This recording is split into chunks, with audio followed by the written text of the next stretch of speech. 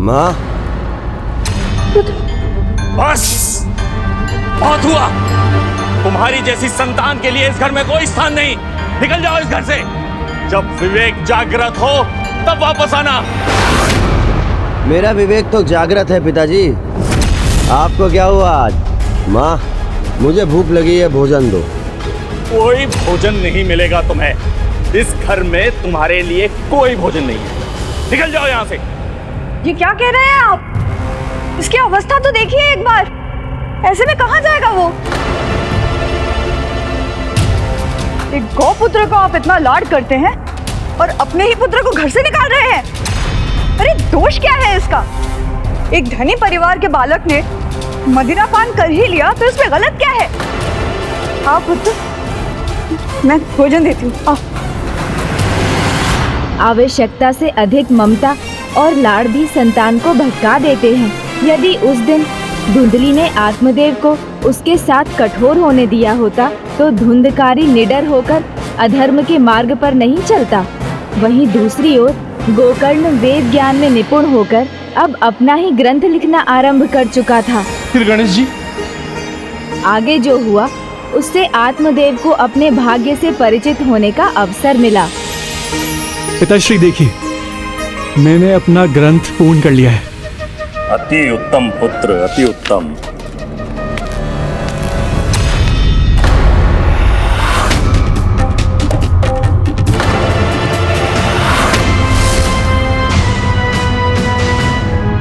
यदि भ्राता धुंधकारी ने फिर कुछ अनुचित कहा या किया तो पिताजी पुनः क्रोधित होंगे। अतः मुझे ही इस परिस्थिति को संभालना होगा। पिताजी ये देखिए ना, ये देखिए। अरे व्यर्थ की बातें करने से कुछ नहीं होने वाला आप दोनों का। ग्रंथों से पेट नहीं भरता, धन से बढ़ता है, आनंद प्राप्त होता है। माँ, भोजन दो। आओ देखो, मैंने तुम्हारे लिए क्या क्या पकवान बनाए हैं। आओ बैठो।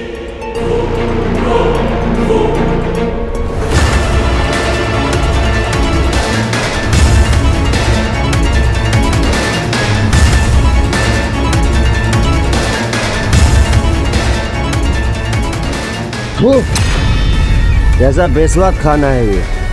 पिताजी वृद्धा हो गई हैं आप, या तो भोजन बनाना भूल गई हैं। अरे ये तो पशुओं के लिए ही ठीक है। ले जाइए इसे और खिला दीजिए अपने गौकर्ण को। धुंधकारी, पिताश्री माता पिता का सम्मान नहीं कर सकते तो मत करो। भोजन का तो सम्मान करो जिससे तुम्हें जीवन मिलता है। सीखो कुछ अपने भाई से। सीखूं इस पशु से जो मेरा जूठा खाता आया है? उससे भोजन का सम्मान करना सीखूं?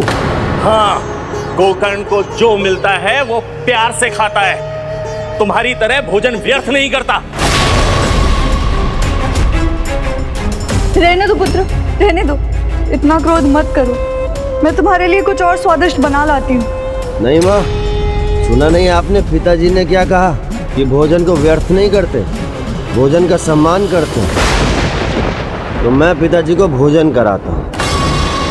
अरे पिताजी, तो आप ही कीजिए ना भोजन का सम्मान। व्यर्थ नहीं करते पिताजी, सम्मान करिए भोजन का, सम्मान करिए।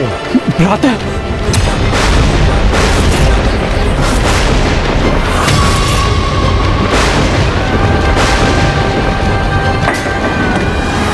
और भोजन को अपमानित नहीं करते हैं पिताजी। और ये रहा आपका सम्मान।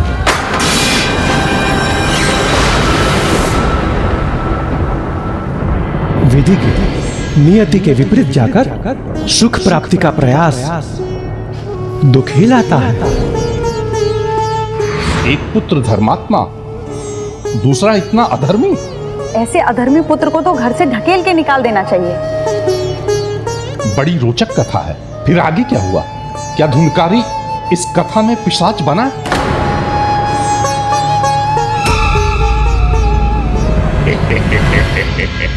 मार्ग खुल गया मेरा, रेखा मिट गई।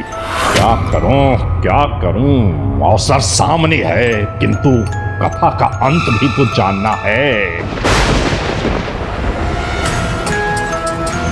अच्छा, तो ये विचार घुमड़ रहा है इनके मन में। और भी रुचिकर है इसके आगे की कथा, क्योंकि अब आत्मदेव जी के जीवन में एक बहुत बड़ा मोड़ आने वाला था। उनके साथ उनके परिवार के लिए सब कुछ बदलने वाला था। चिंता क्यों करूं? घेरा जो मिट चुका है अब फिर नहीं जुड़ेगा। कथा समाप्त होते ही छूमंतर हो जाऊंगा। कथा सुनेंगे तो समझेंगे कि आपका रुकना क्यों आवश्यक है। पुष्पदंत जी, कहिए गणेश जी, आगे की कथा कहिए। पुत्र ने जो अपमान किया उससे आत्मदेव की आत्मा हिल गई। उस घटना ने उन्हें झकझोर दिया।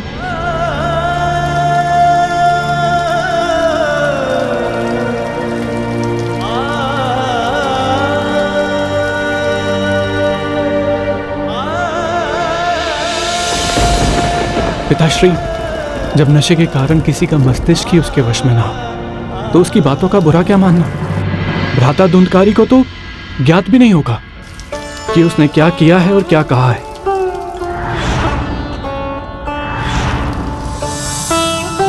भूल समझ के भूल जाइए पिताश्री, उन्हें क्षमा कर दीजिए। भूल उसकी नहीं, भूल तो मेरी थी। मैं क्या क्षमा करूंगा उसको? आपकी भूल कैसे पिताश्री? विधि के विधान के विपरीत जाना आप और आपकी पत्नी के सुख को मिटा भी सकता है। संभालो संभालो, आओ यहाँ विश्राम करो। हटो।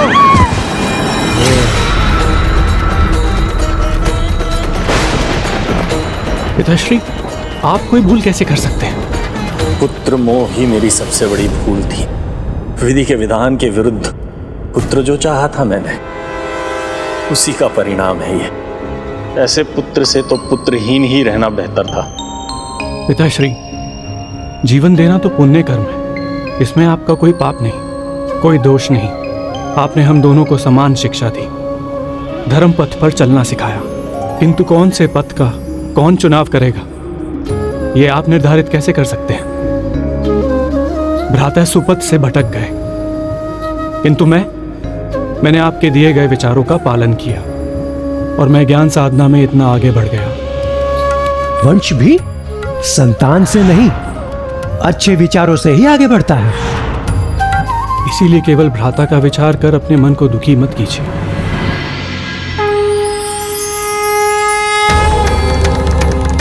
अपने मन से मोह माया को त्याग दीजिए तो दुख भी मिट जाएगा। मृत्यु लोक में मोह माया के बंधन से कदाचित ही कोई मुक्त हुआ होगा। कामनाओं के माया जाल में लगभग सभी उलझे हैं। बस यही कारण है दुख और विनाश का। तो पुत्र, मैं क्या करूं पुत्र? इसका सुझाव मैं कैसे दे सकता हूं पिताश्री?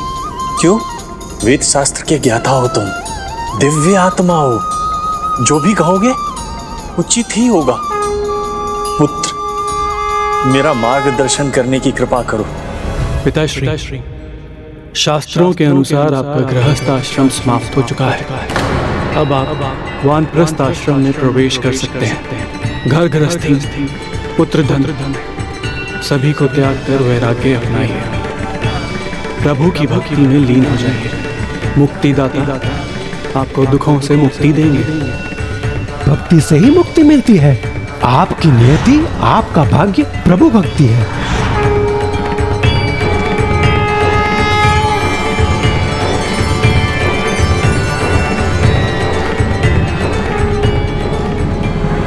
पिताश्री,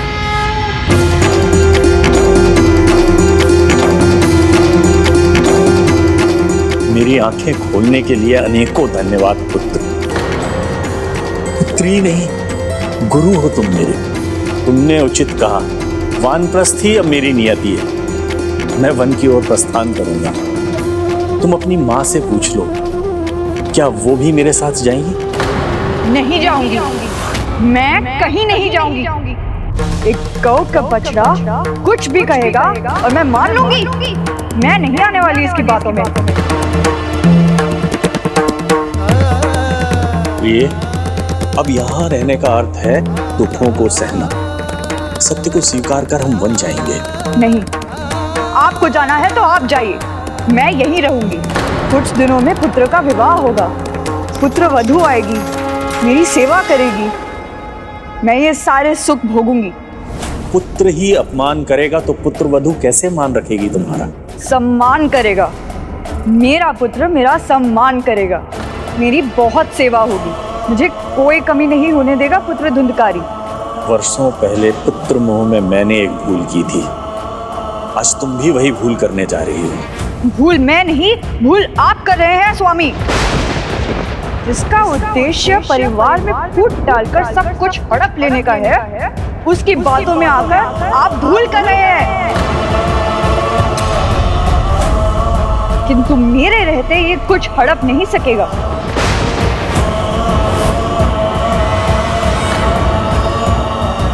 मैं फिर से तुम्हें सचेत कर रहा हूं धुंधली, बहुत बड़ी भूल कर रही हो तुम। पिताश्री, मैं आपके साथ चलता हूं। नहीं पुत्र गोकर्ण, तुम मेरे साथ नहीं चल सकते। यहां तुम्हारी मां अकेली है। धुंधकारी तो मदिरा के प्रभाव में मर्यादा की कौन सी सीमाएं लांघ जाए कौन जानता है। जो अपने ही वश में नहीं रहता वो कुछ भी कर सकता है। मुझे एक वचन दो, जब तक तुम्हारी मां धुंधली यहां पर है तब तक तुम उसे छोड़कर कहीं नहीं जाओगे।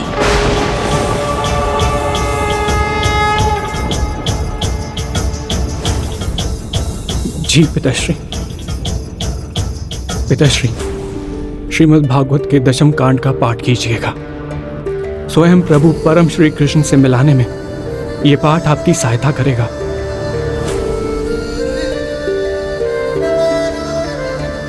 इस प्रकार आत्मदेव वहां से चले गए, अपना पूरा ध्यान भक्ति में लगाया और बस भागवत के 10वें अध्याय में लीन हो गए।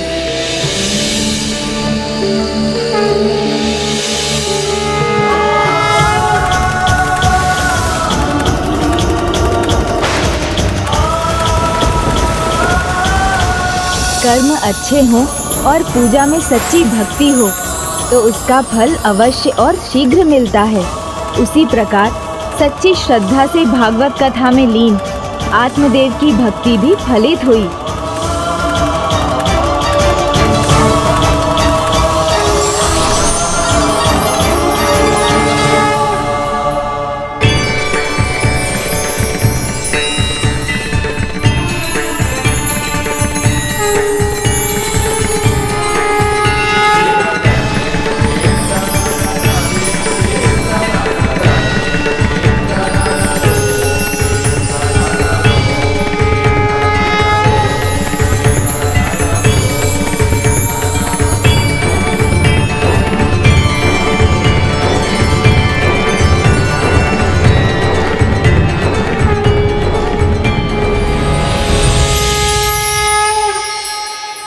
मैं तुम्हारी भक्ति से प्रसन्न हूँ आत्मदेव।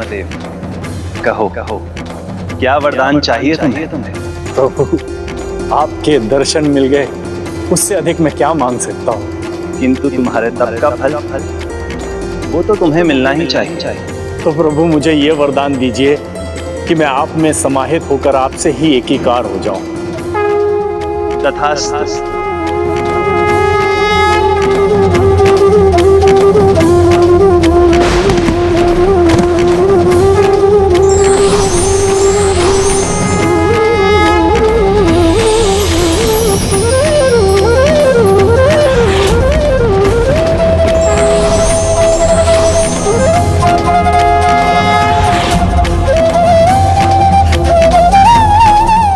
श्री हरि, श्री हरि।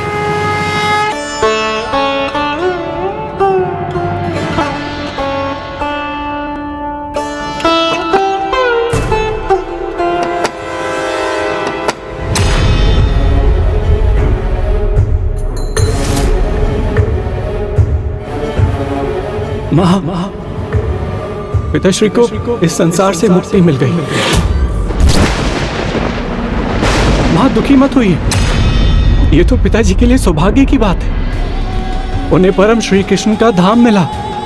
मां, मां, मां, माँ, माँ दुखी मत होइए माँ। माँ, माँ, माँ, माँ द्वार खोलिए माँ। माँ,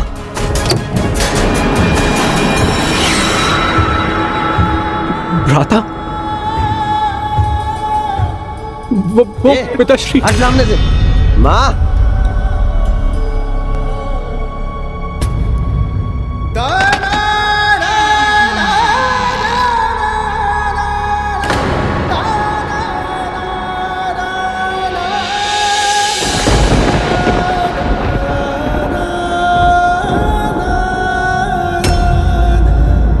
पुत्र, तुम्हारे पिताजी। ये रोने धोने का स्वांग बंद करो। कोई जीवित है या नहीं इससे नहीं, बस मुझे इससे अंतर पड़ता है कि जब मैं कहूँ मुझे भोजन चाहिए तो भोजन मिलना चाहिए, अन्यथा इसका परिणाम क्या होगा इसकी किसी ने कल्पना भी नहीं की होगी। इसलिए शीघ्र भोजन लाओ।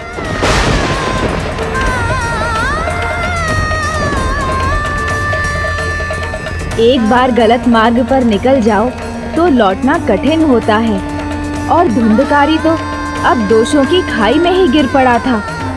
वो अंधकारी खाई जो उसे महाप्रेत पिशाच बनने की ओर ले जा रही थी।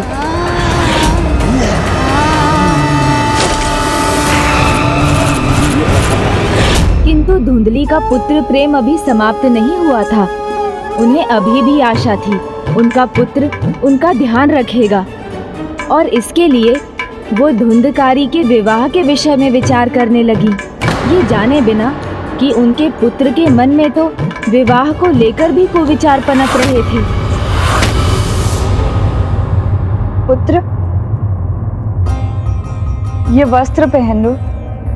एक बहुत संस्कारी कन्या ढूंढी है मैंने तुम्हारे लिए, जो तुमसे प्रेम करेगी, तुम्हारा ध्यान रखेगी और मेरी भी थोड़ी सेवा कर देगी।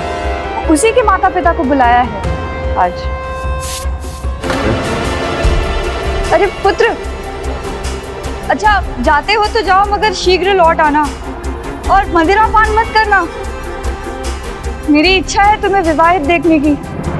अपनी माँ की इच्छा पूरी करना पुत्र।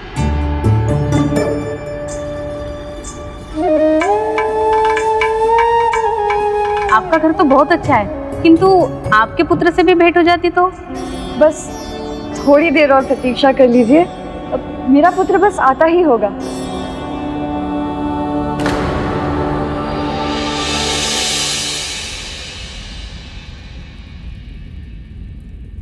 क्षमा करें, देर हो गई है, अब हमें जाना होगा। आप कहें हम कल फिर से आ जाएंगे। बस कुछ समय और रुक जाइए, मेरा पुत्र बस आता ही होगा। आता होगा नहीं माँ, आ गया। आओ मेरी पंचरत्नों, मुझे संभाल लो।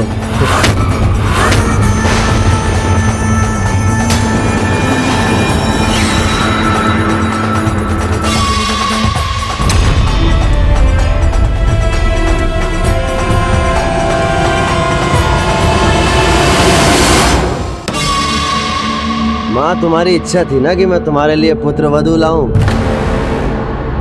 देखो मैं तुम्हारे लिए कितनी पुत्र वधुएं लेकर आया हूं। स्वागत नहीं करोगी इनका?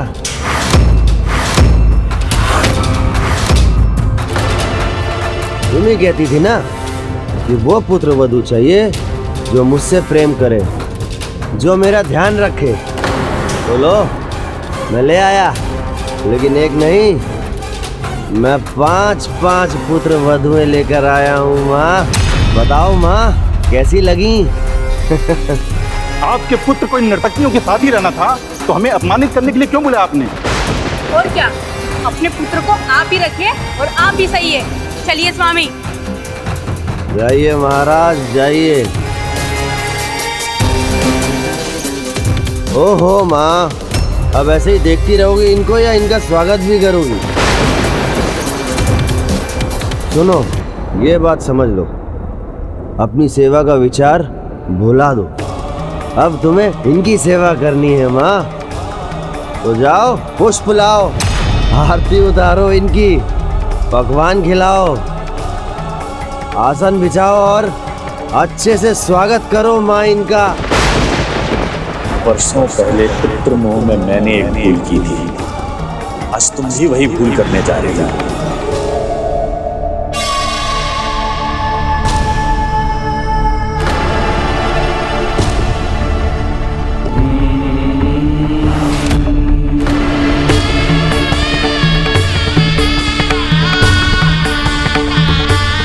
अंततः वो घड़ी आ ही गई जब धुंधली को ये आभास हुआ कि संतान की परवरिश में अत्यधिक लाड़ प्यार और अनुशासनहीनता से दुखद परिणाम ही प्राप्त होते हैं।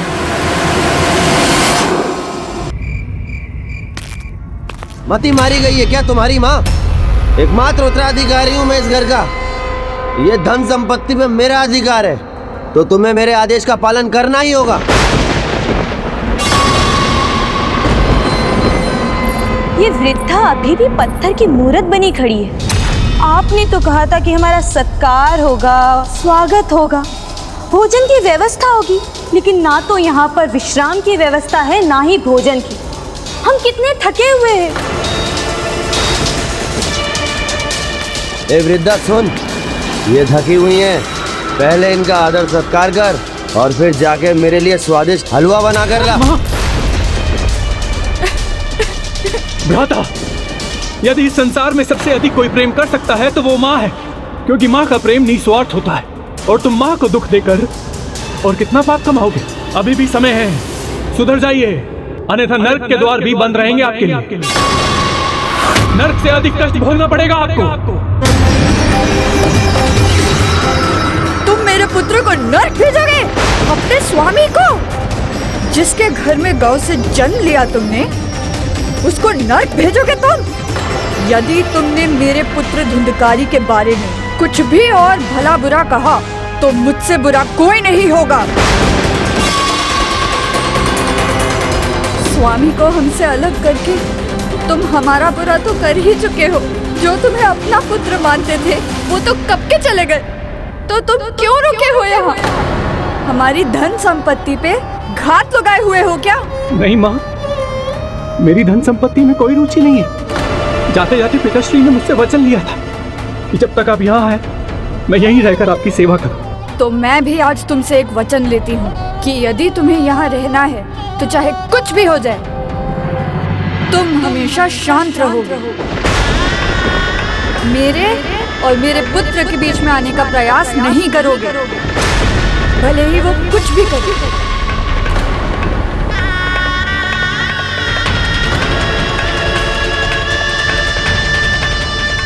मेरे और मेरे पुत्र के बीच में आने का प्रयास नहीं करोगे।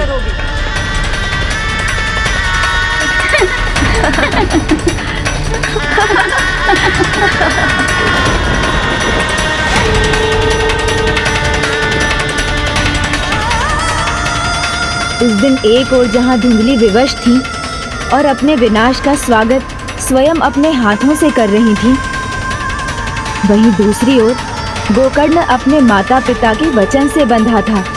ना कहीं जा सकता था, ना ही सहायता कर सकता था। चलो तुम लोग, चलो आओ। किंतु जिसकी प्रवृत्ति धर्म कर्म में हो वो उससे कभी नहीं डिगता। तो गोकर्ण भी उस दुखद वातावरण में भी धार्मिक पुस्तकों और ग्रंथों का अध्ययन करता रहा।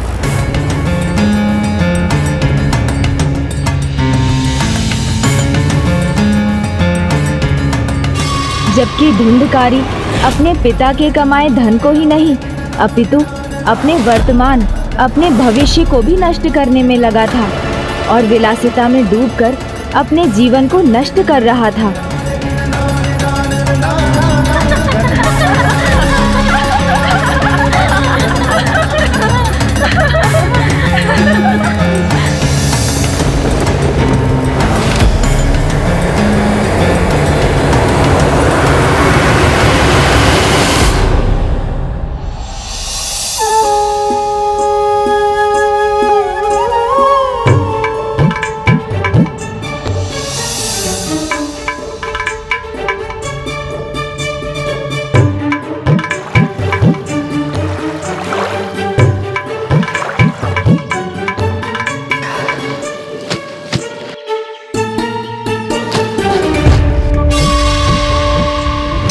और वस्त्र, इन्हें भी धोना है तुम्हें।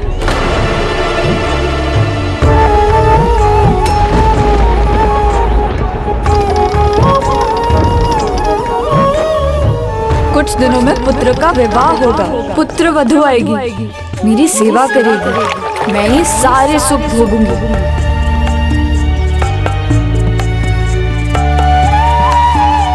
माँ ने वचन से क्यों बांध दिया मुझे? उनकी सहायता कैसे करूं?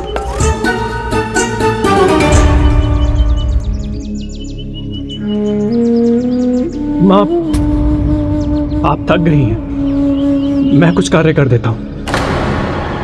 माँ मुझे अनुमति दे दीजिए, मैं आपकी सहायता करना चाहता हूँ। कभी कभी मनुष्य अपने भाग्य का निर्माता स्वयं होता है। स्वामी के साथ जाने को नकार कर ये भाग्य मैंने अपने लिए स्वयं रचा है।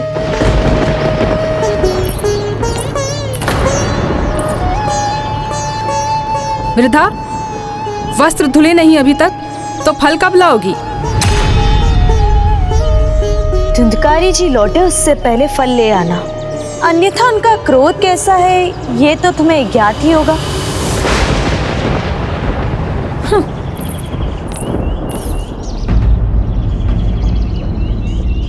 माँ, मुझे धन संपत्ति में कोई रुचि नहीं है, मैं केवल पिताश्री की आज्ञा का पालन कर रहा हूँ। मुझे आज्ञा का पालन करने दीजिए। ये फल अगर मैं ले आऊंगा तो आपका वचन भंग नहीं होगा। माँ, मुझे आपकी सहायता करने दीजिए।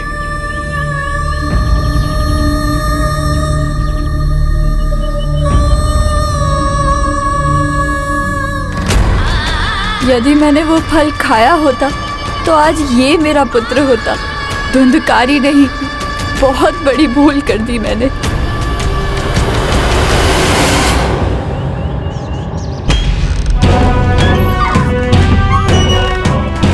लीजिए स्वामी, मदिरा लीजिए। चलो सेवा करती रहो मेरी तुम लोग।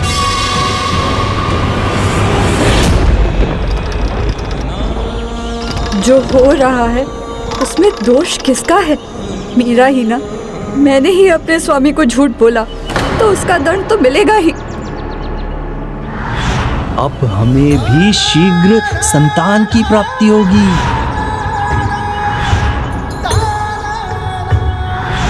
समझने का प्रयास कीजिए।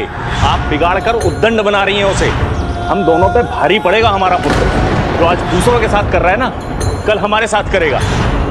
आप स्वयं तो जा ही रहे हैं, मुझे भी ये सुख और ऐश्वर्य छोड़कर वन जाने के लिए कह रहे हैं। आपको जाना है तो आप जाइए, मैं यहीं रहूंगी। स्वामी, आपको ना कहकर भूल कर दी मैंने। यदि आपके साथ गई होती तो मुझे भी आपकी तरह मुक्ति प्राप्त हो गई होती।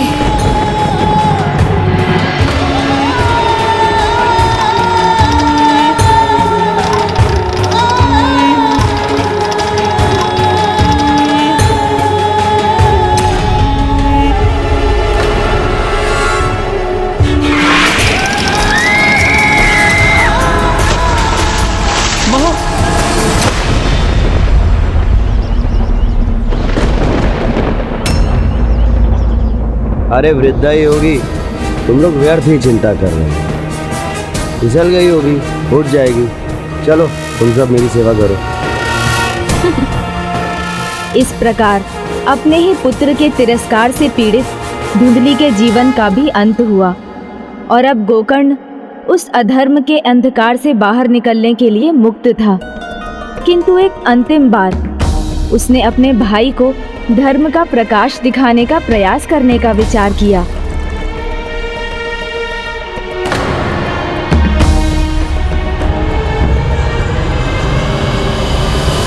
रुको, कहाँ बढ़े जा रहे हो? मैं अपने भ्राता से मिलने आया हूँ। कोई भाई बंधु नहीं रहता तुम्हारा यहाँ धर्मात्मा जी? आप माने या ना माने, किंतु आप मेरे बड़े भाई हैं और मैं नहीं देख सकता कि आपका कर्म, आपका भाग्य आपको नर्क लोक की अग्नि में जलने पर विवश करते। या उससे भी बुरा, आपको पिशाच योनि में अनंत काल तक कष्ट भोगने पर विवश कर दे। इसीलिए आज एक अंतिम प्रयास करने आया हूं, आपको धर्म पथ पर ले जाने का। मुझे कोई उपदेश नहीं सुनना है। दुर्भाग्य तुम्हारा है कि मेरे पास उपदेश सुनने का समय ही नहीं है, और वैसे भी अब माता पिता तो रहे नहीं, तो तुम्हारा यहाँ क्या काम।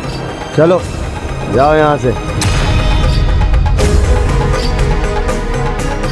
भ्राता, मैं तो केवल प्रयास कर रहा था आपकी सहायता करने का। प्यासे को कुएं के पास ले जा सकते हैं, किंतु जल तो स्वयं ही ग्रहण करना होता है। अब यदि आपने चुनाव कर ही लिया तो मैं विवश हूं। कहते हैं घर एक मंदिर होता है, किंतु ये तभी होता है जब उसमें रहने वाले धार्मिक और संस्कारी होते हैं, किंतु अधर्म और कुसंस्कार उसी घर को शमशान बना देते हैं। गोकर्ण को बाहर कर उसने धर्म और संस्कार की प्रेरणा का भी अंत कर दिया था। अब घर धर्म की नहीं, अधर्म की पहचान बन गया था। फिर समय बीतता गया। अब एक ओर गोकर्ण ज्ञान और तप अर्जित कर रहा था, तो दूसरी ओर बुरी संगति के प्रभाव में पड़ा धुंधकारी अपना सब कुछ खो चुका था। मदिरा चाहिए मुझे। मदिरा कहाँ है? नहीं है मदिरा, समाप्त हो गई। तो कोई लेकर क्यों नहीं आया? कहाँ से लाए? धन कहाँ है?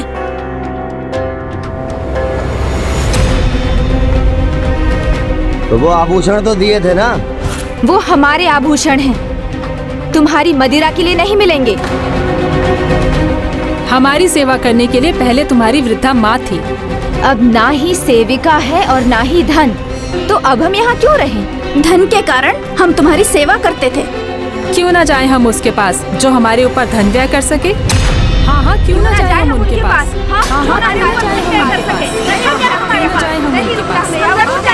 नहीं नहीं नहीं, मत जाओ मत जाओ। तुम सभी चली गई तो मैं यहाँ कैसे रहूँगा? तुम्हें धन चाहिए ना, मैं ला कर दूंगा तुम्हें धन। मैं सेवा भी करूंगा तुम्हारी, तुम्हारे पैर दबाऊंगा, मैं पैर दबाऊंगा तुम्हारे, वस्त्र धोऊंगा, वस्त्र भी धोऊंगा मैं तुम्हारे, पकवान पकवान बनाऊंगा, पकवान बनाऊंगा तुम्हारे लिए। वो सब तो ठीक है, किंतु धन का क्या करें? धन लाऊंगा ना, अवश्य लाऊंगा धन। तुम लोग यहाँ मेरी प्रतीक्षा करो, और अगर मैं शीघ्र नहीं लौटा तो मैं तुम लोगों को रुकने के लिए नहीं बोलूंगा, पर तुम लोग यहीं मेरी प्रतीक्षा करो, मैं शीघ्र लौट कर आता हूँ।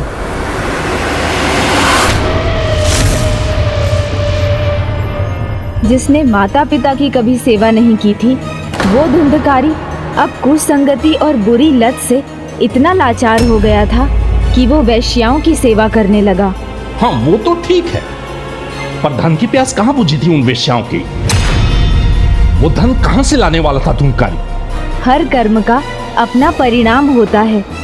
अनुचित मार्ग पर चलने वाले ये भूल जाते हैं, बुरे कर्म ही करते जाते हैं, और वही तो धुंधकारी करने जा रहा था।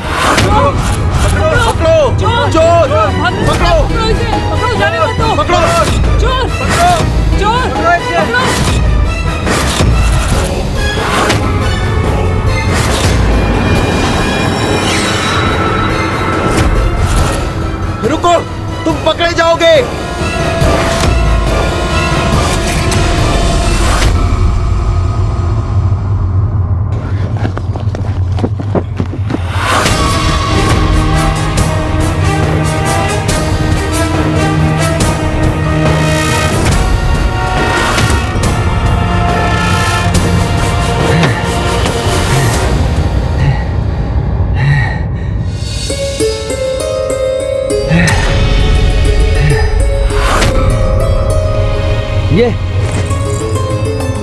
ये देखो, यही चाहिए था ना तुम्हें? तुम लोग जा रही थी, ये धन आभूषण ये नहीं चाहिए तुम्हें? देखो देखो, अब तो मुझे छोड़ के नहीं जाओगी ना? देखो देखो, सब लाया हूं।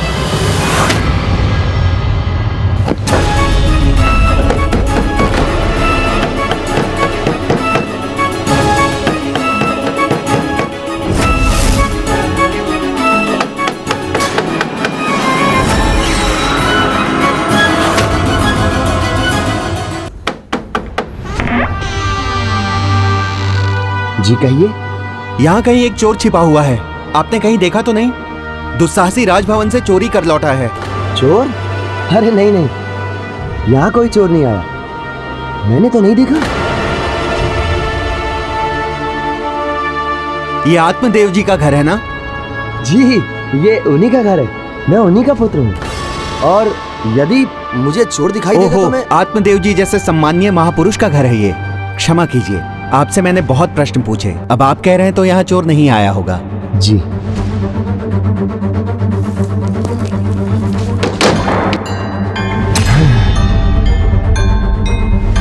राजा के यहाँ से चोरी की है तुमने? तुम सबको धन चाहिए था ना, तो धन तो मैं ले आया। अब फिर वो धन मैं कहाँ से लाया, इससे क्या अंतर पड़ता है? जाओ उत्सव की तैयारी करो और बढ़िया भोज बनाओ, जाओ। अरे ऐसे क्या देख रही हो? माँ के समान स्वादिष्ट हलवा बना के लाओ, जाओ।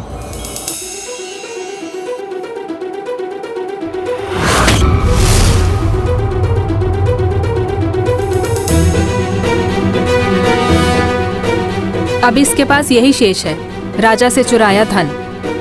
यदि सैनिकों ने पकड़ लिया तो हम सब मारी जाएंगी। हम क्यों मारी जाएं? क्यों ना हम सब मिलकर इसी को मार डालें?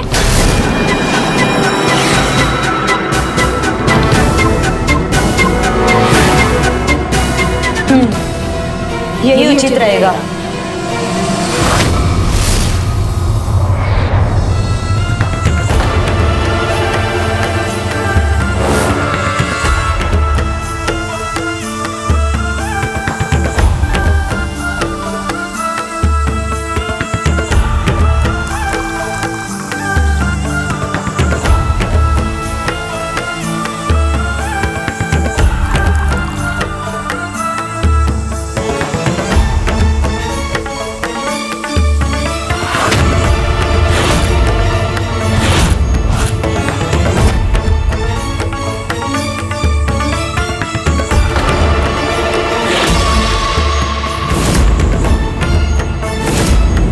व्यक्ति का प्रत्येक कर्म बीज के समान होता है। जैसा बीज बोया जाएगा, फल भी वैसा ही आएगा।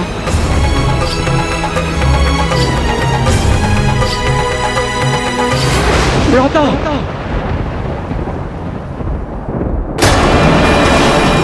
अब तुम भी जाओ अपनी वृद्ध माँ के पास।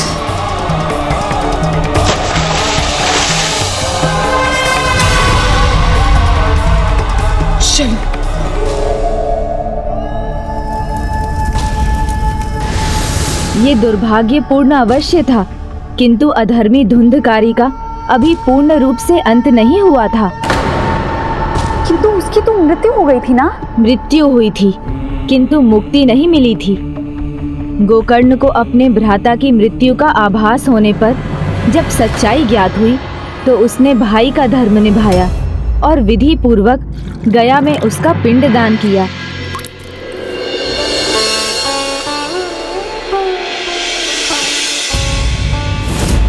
पिंडदान के बाद जब वो अपने घर गया तो उसने जो देखा उसकी कल्पना नहीं की थी गोकर्ण ने।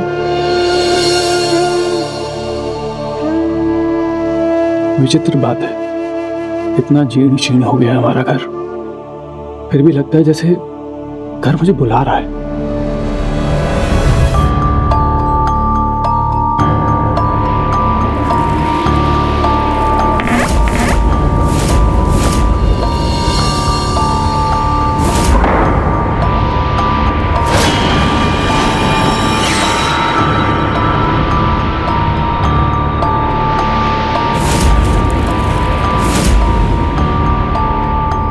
यहाँ तो कुछ शेष नहीं, यहाँ रुकने का कोई लाभ नहीं।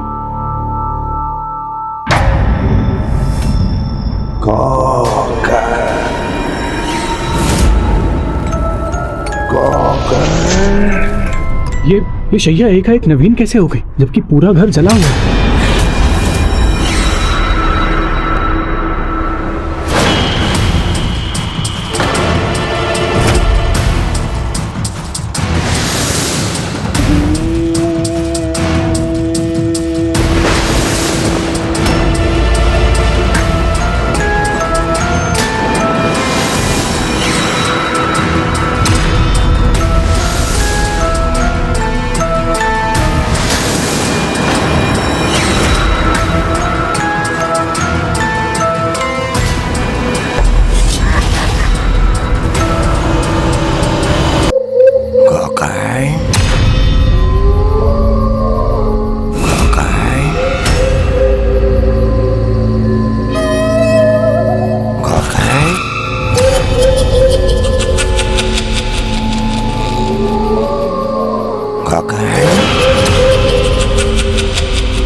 भ्राता, क्या ये आप हैं भ्राता धुंधकारी?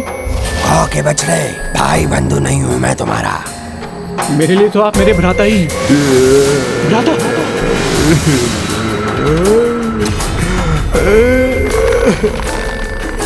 हाँ, मैं ही हूँ तुम्हारा अधर्मी भाई।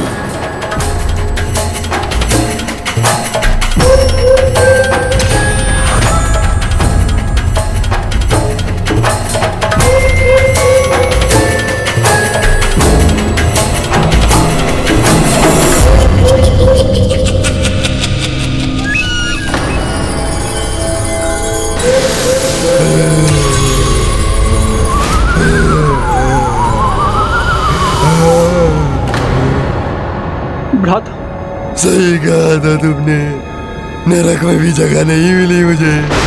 जब से मेरी मृत्यु हुई है तब से यहीं इसी कक्ष में बंदी हूँ मैं। किंतु भ्राता, मैंने तो पावन स्थल गया जाकर विधि विधान से तुम्हारी मुक्ति के लिए पिंडदान भी किया था। फिर भी कदाचित मैं इसी के योग्य हूँ। प्रतिफल मेरे को करो मेरे सामने आते हैं। प्रतिफल वही जीवन जीता जा रहा हूँ, और चाह के भी इससे मुक्ति नहीं मिल पा रही है। तुम्हें स्मरण है, तुम मेरी सहायता करना चाहते थे। भ्राता, मैं तो केवल प्रयास कर रहा था आपकी सहायता करने का। यदि आपने चुनाव कर ही लिया है तो मैं विवश हूँ। मुझे क्षमा कर दो और मुझे इस प्रेत योनि से मुक्ति दिला।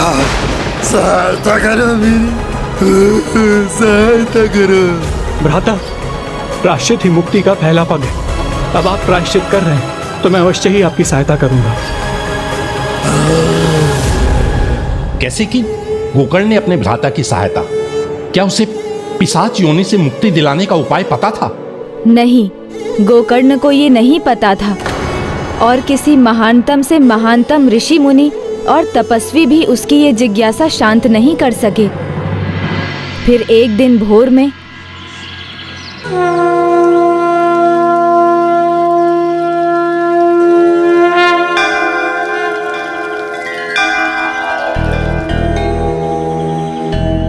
हे सूर्यदेव, आप और चंद्रदेव तो ईश्वर की आंखें, पाप पुण्य सबके साक्षी हैं। अब आप ही मुझे मार्ग दिखाइए, जिससे मैं अपने भ्राता धुंधकारी को पिशाच योनि से मुक्ति दिला सकूं।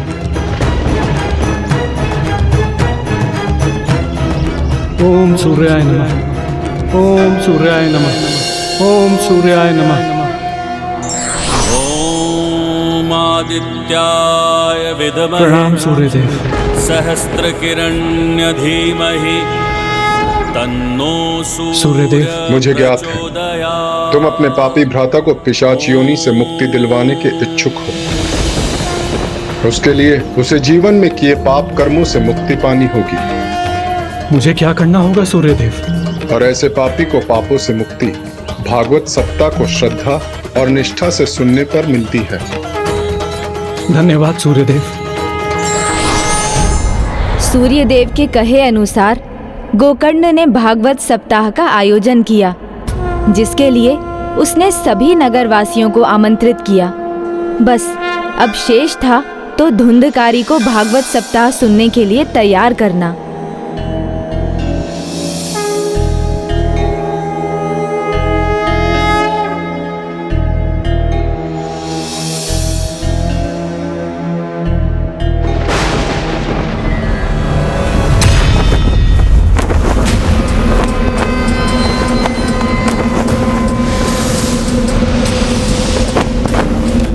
क्या कर रहे हैं आप?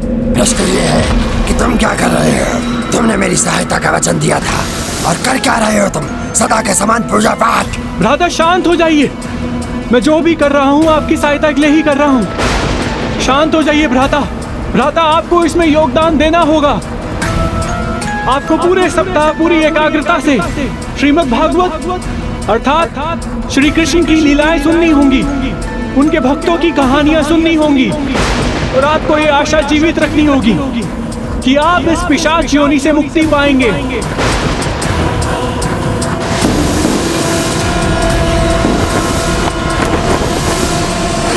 लेकिन मैं पिशाच हूँ, एकाग्र चित्त कैसे रह सकता हूँ? एकाग्रता पिशाचों के स्वभाव में नहीं है। भ्राता, अपने इस पिशाच रूप पर विजय पाकर अपने भीतर के भक्त को जगाना होगा, क्योंकि भक्ति की शक्ति सर्वोच्च होती है। करना तो मैं भी यही चाहता हूँ, लेकिन एक पिशाच होके मैं एक स्थान पे कैसे टिक सकता हूँ? भ्राता, आप इस 7 गांठ वाले बास में जाकर बैठ जाइए।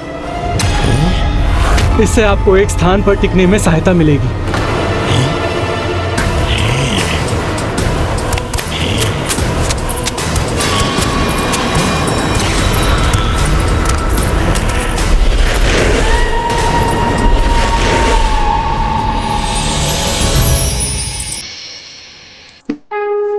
ओम श्री हरि। ओम श्री हरि। ओम श्री हरि।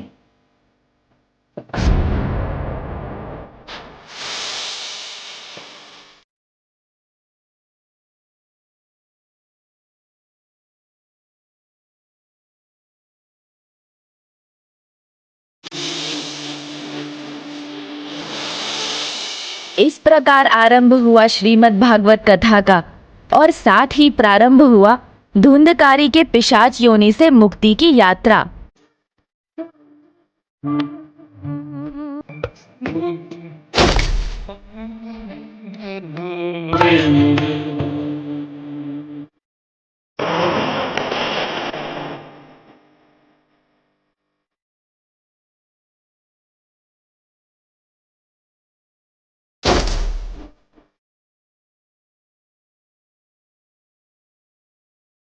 भागवत सप्ताह संपूर्ण। ओम हरि हरि। ओम हरि।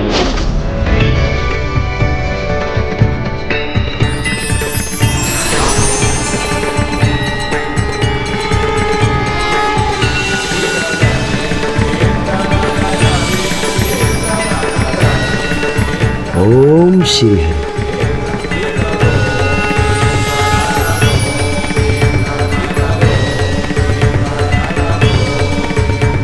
भ्राता, हम आपको वैकुंठ ले जाने आए हैं।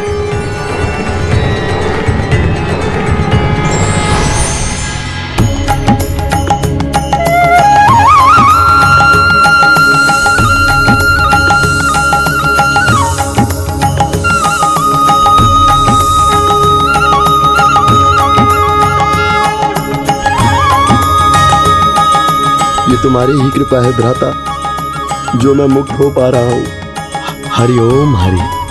नहीं भ्राता, ये मेरी कृपा से नहीं, ये प्रेत पीड़ा नाश करने वाली श्रीमद् भागवत की कथा और श्री कृष्ण के भक्तों की कहानियां सुनने से आपको मुक्ति मिली है।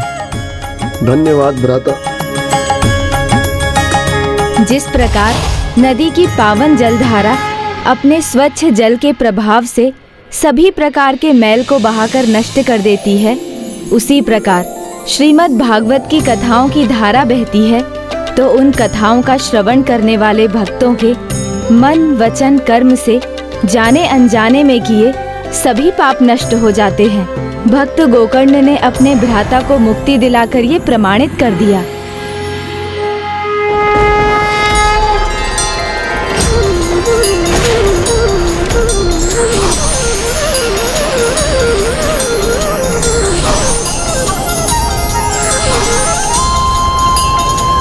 मुझे विश्वास नहीं होता, एकमात्र धुंधकारी को मुक्ति कैसे मिली?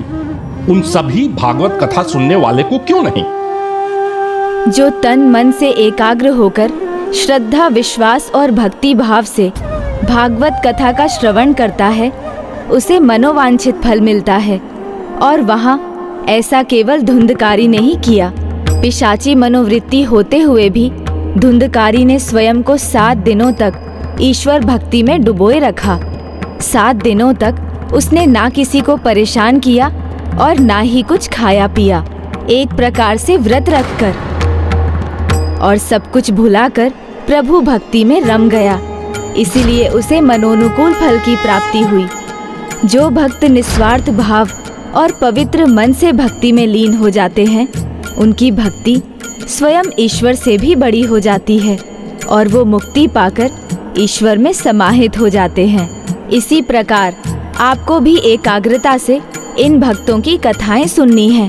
तभी जिस प्रकार धुंधकारी को वैकुंठ वास मिला, उसी प्रकार आपको भी कैलाश लौटने का अवसर मिलेगा पुष्पदंत जी। भक्तों की कथाओं का श्रवण धुंधकारी के समान आपको भी मुक्त करेगा। मुक्त तो मैं अभी हो जाऊंगा गणेश जी। स्वामी, स्वामी नहीं। स्वामी, स्वामी। देखा, उड़नछू हो गया मैं। इससे अधिक क्या मुक्ति होगी? कहीं भी जा सकता हूँ, कुछ भी कर सकता हूँ, आनंद ही आनंद में रह सकता हूँ। रुकिए, रुक जाइए पुष्पदंत जी। अब हम क्या करेंगे गणेश जी? उन्हें लौटाकर कैसे लाएंगे? कथा नहीं सुनेंगे तो उनको मुक्ति कैसे मिलेगी?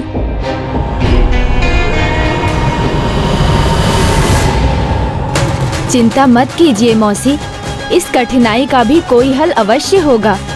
वो अभी बहुत दूर नहीं गए होंगे। किंतु वो लौटेंगे कैसे गणेश जी?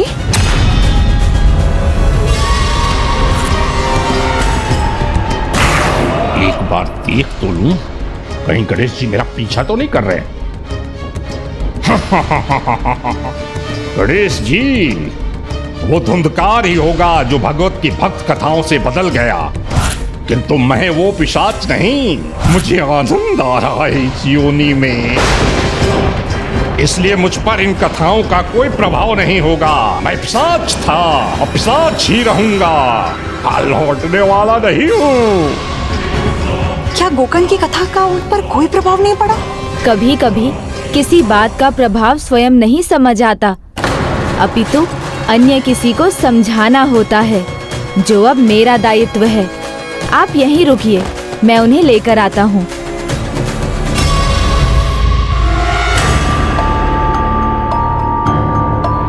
ओह, यह अंधकारी गुफा, ये उचित स्थान है मेरे छिपने के लिए। ओहो, गणेश जी यहाँ अति शीघ्र कैसे पहुंच गए? मुझे कोई और स्थान ढूंढना होगा छिपने के लिए। चलो महापिशाच, उड़ चलो कहीं और।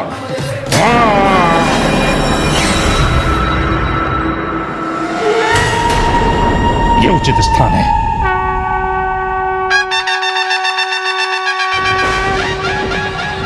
ओह, गणेश जी,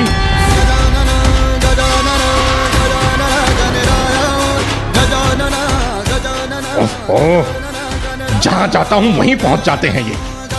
गणेश जी, अब इनसे बचने के लिए कोई और स्थान देखना होगा।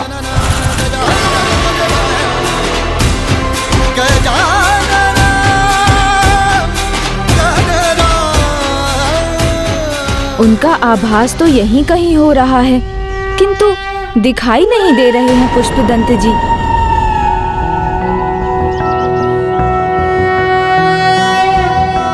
प्रणम्यं शिरसा देव गौरी पुत्रं विनायकं भक्तावासं स्मर नित्यं आयुर्दां। यहाँ भी नहीं।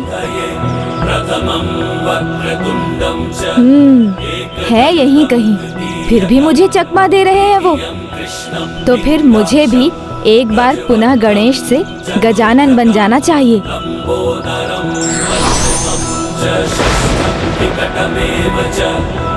सप्तमं विघ्नराजेन्द्रं धूम्रवर्ण तथाष्टकं नवमं भालचन्द्रं च सर्वासिद्धिकरं प्रभो।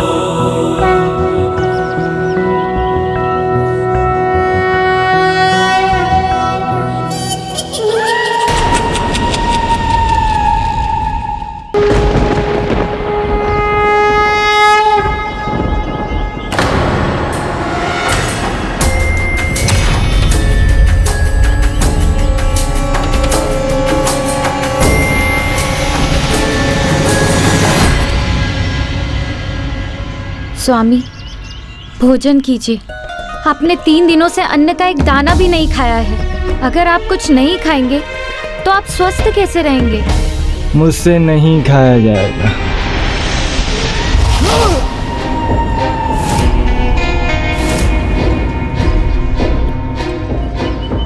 भोजन, स्वादिष्ट भोजन अवश्य खाऊंगा।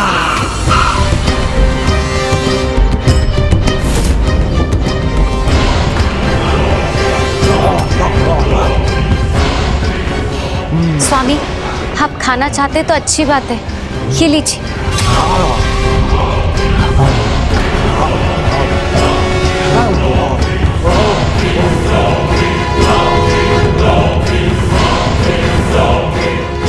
भोजन की ऐसी भूख, कहीं यही तो नहीं पुष्पदंत जी? जाओ लाती जाओ और लाओ।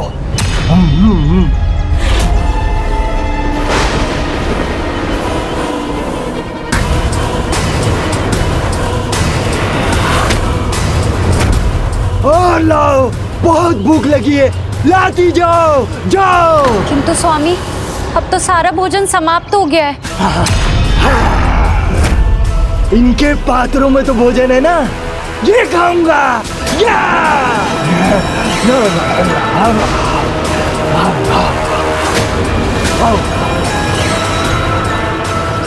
स्वामी, ये क्या कर रहे हैं आप? माँ, बाबूजी, ये क्या हो गया इन्हें? इतना असामान्य व्यवहार। समझ रहा हूँ मैं, इस पर किसका प्रभाव है। पुत्र, ऐसे क्यों कर रहे हो पुत्र?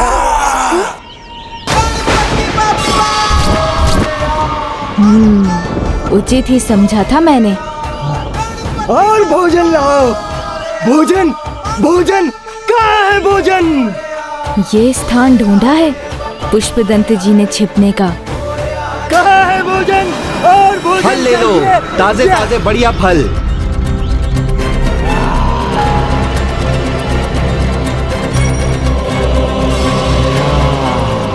पुष्पदंत जी इस रूप में मुझे पहचानते हैं, देखते ही फिर इधर उधर हो जाएंगे।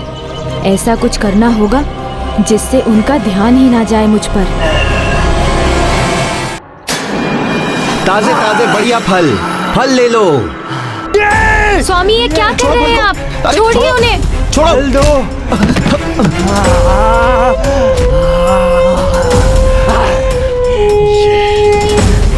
इतना बल कहाँ से आया इनमें?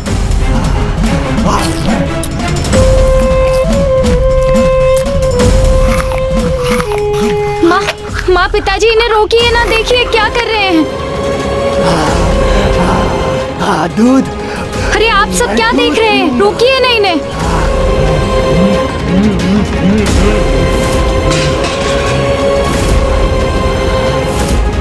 मिष्ठान, मिष्ठान दो मुझे, मिष्ठान दो मुझे। स्वामी, रुक जाइए, क्या कर रहे हैं?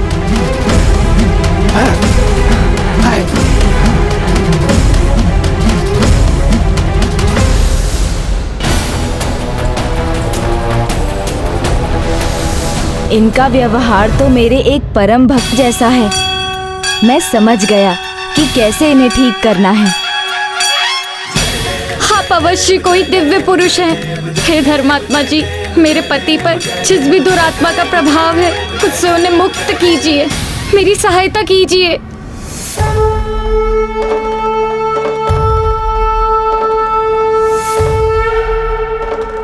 चिंता मत कीजिए देवी, मैं इनकी भूख शीघ्र ही शांत करूंगा।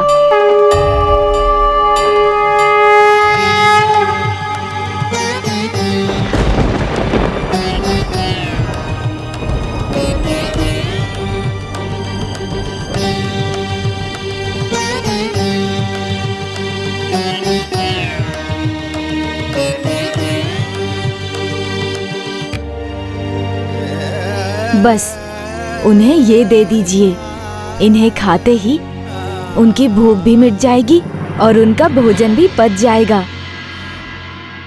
धन्यवाद।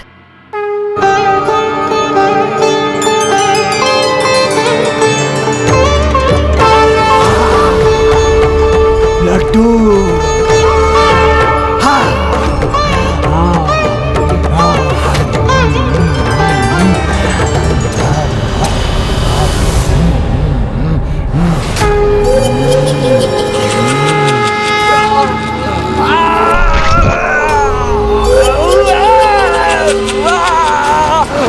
स्वामी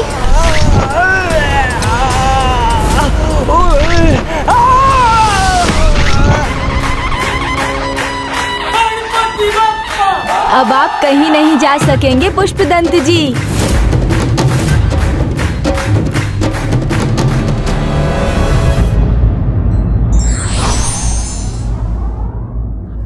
व्यक्ति का उसके स्वभाव के विपरीत आचरण उसके प्रति शंका को जन्म देता है।